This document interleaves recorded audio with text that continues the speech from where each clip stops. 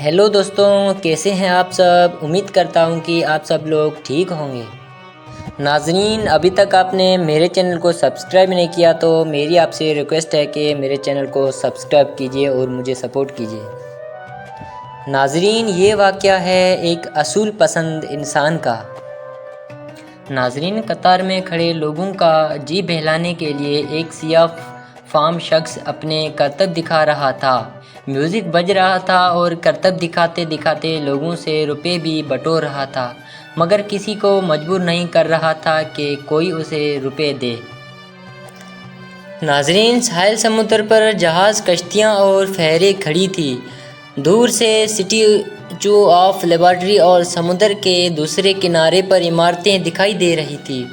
یہ Manhattan, New York downtown کی عمارتیں تھیں۔ لوگوں کی قطار کے سامنے ریڈیو پر اسٹیچو آف لبرٹی اور امریکہ کے مختلف مقامات کی تصویریں بک رہی تھیں۔ قریب ہی 5 بجے تھے۔ جہاز پر لوگ بیٹھے ہوئے اس انتظار میں تھے کہ اس لمبے سے قطار کو ٹکٹ مل جائیں تو وہ بھی فیری کے ٹکٹ لینے کے لیے قطار میں کھڑے ہو سکیں۔ اس قدر دھوپ تھی، مگر ساتھ ساتھ سمندر کی وجہ سے ہوا چل رہی تھی۔ ہمارے لیے تو موسم اتنا شدید نہیں تھا، مگر امریکی لوگوں کا برا حال تھا۔ میں ان کے شرکا تھے۔ مرد اور عورتوں نے بنیان اور نکریں پہن رکھی تھیں۔ ایسا موسم تھا جیسا کہ اپریل میں ہمارے ملک میں ہوتا ہے، مگر ان سے یہ گرمی برداشت نہیں ہو رہی تھی۔ میں سوچ رہی تھی کہ اگر پاکستان جون جولائی میں کسی سیرگاہ میں دوپہر کے وقت چلے جائیں تو ان کا کیا حال ہوگا۔ ناظرین، لوگوں کے ہجوم سے ہٹ کر ایک بینچ پر بیٹھی تھی کہ میری نگاہ دوسری جانب اٹھ گئی۔ ایک بوڑھا شخص صاف ستھرے پینٹ، قمیض اور ٹائی باندھے میوزک کے ساتھ ناچ رہا تھا۔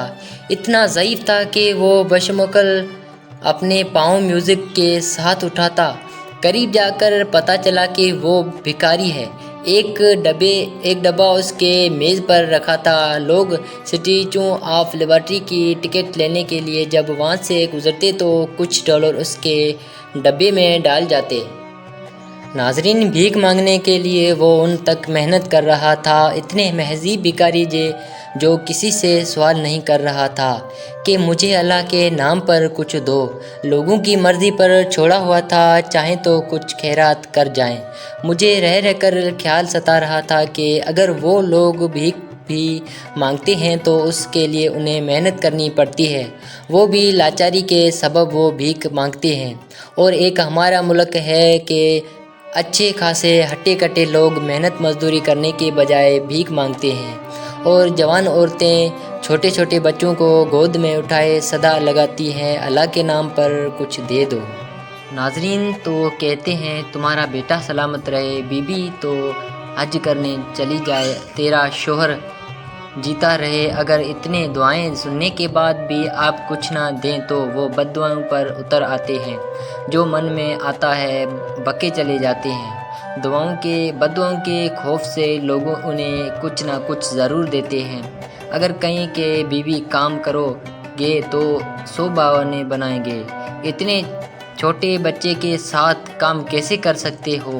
میرا شوہر اندھا ہے، اس کو کھانا کون بنا کر دے گا؟ یہ سن کر انہیں مزید کچھ کہنے سننے کی ضرورت محسوس نہیں ہوتی۔ خیر، بات ہو رہی تھی ساحل سمندر پر کھڑی فیری کے اور اس پر سوار ہونے والے لوگوں کی۔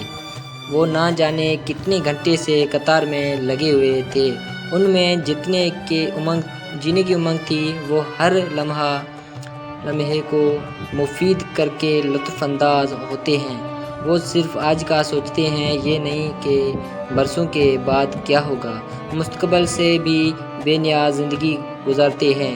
میں یہی سوچتے ہوئے وہاں سے چلی آئی کہ جو اچھے اصول انہوں نے زندگی میں اپنا لیے ہیں، ہم بھی وہ سیکھ کر اختیار کرنے چاہیے، تاکہ ہمارا معاشرہ بھی بہتری اور ترقی کی طرف گامزن ہو سکے۔